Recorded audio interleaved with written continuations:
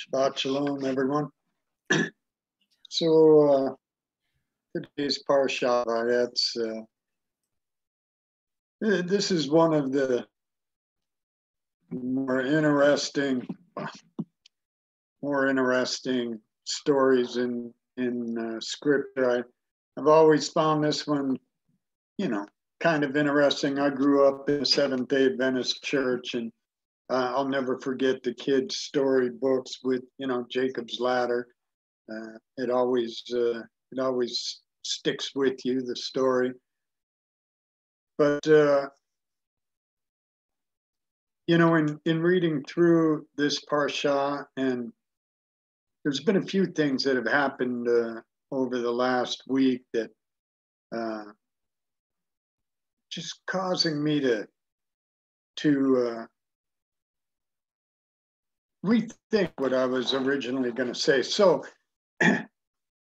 we all know in reading the Parasha, this is about Jacob going up to Padan Aram and finding a wife. He meets Rachel, and she's obviously beautiful, and he's determined to marry her. And of course, his uncle Laban is more of a deceiver than Jacob was, and so Jacob winds up marrying Leah first and having to work more years for Rachel, and but at the end of it, he leaves with a great deal of wealth, actually.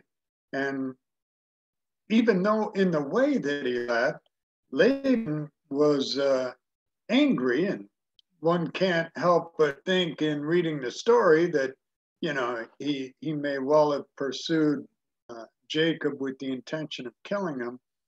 That wasn't what happened. They, God spoke to Laban, and of course they parted ways, amicably. So, I looked at the story, and I'm looking at the world around us today, and we see always with Israel that they are a microcosm of the world. Their relationship with God is, it's a microcosm of the entire world's relationship with God. And so here we have Jacob looking to make things happen his own way. We talked about this last week. It was the same thing with his mother, Rebecca. God had already prophesied that Jacob would be the leader of the family, but, they kind of had to help God out. And we see the same thing in this story. But there's a couple things that I find interesting about it. And when Jacob laid down there at Bethel, when you think about it, Bethel, of course, house of God, he puts these stones around his head, and his pillow. And I remember as a kid thinking, wow, rocks as pillows, that just didn't make any sense. But at any rate, these stones, well, when you go look at that Hebrew word for stone, it's event, right? It's an aleph, a vet, and a nun.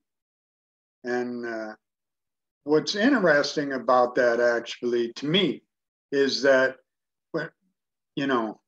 when you look at it, of course, that vet is the same letter as the bet, right? But with a dot in it. So the idea of the stone is to build, right?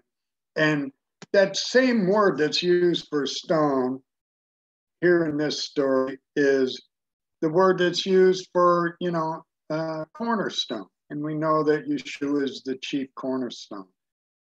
But those letters, Aleph, meaning the leader, right? The head of the house, the leader.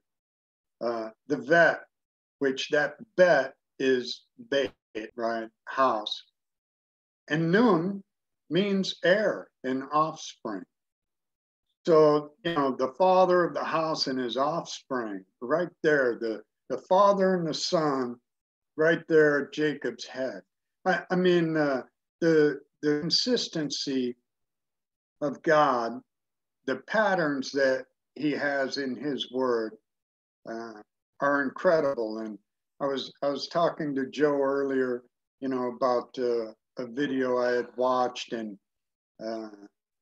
he's going to check it out, and maybe he'll have something to say about it afterward. But the important thing is that it reminded me that we are commanded to share the gospel and to make disciples of the world. And we are also supposed to be watchmen on the wall, aware of the times that we're in. And the fact of the matter is, we don't know how much time we have, either in our individual lives or until the second coming, the rapture, whatever your beliefs are there. But it could be fairly short, and we need to be aware of that, and we need to be about our Father's business. And that's my message. Thank you.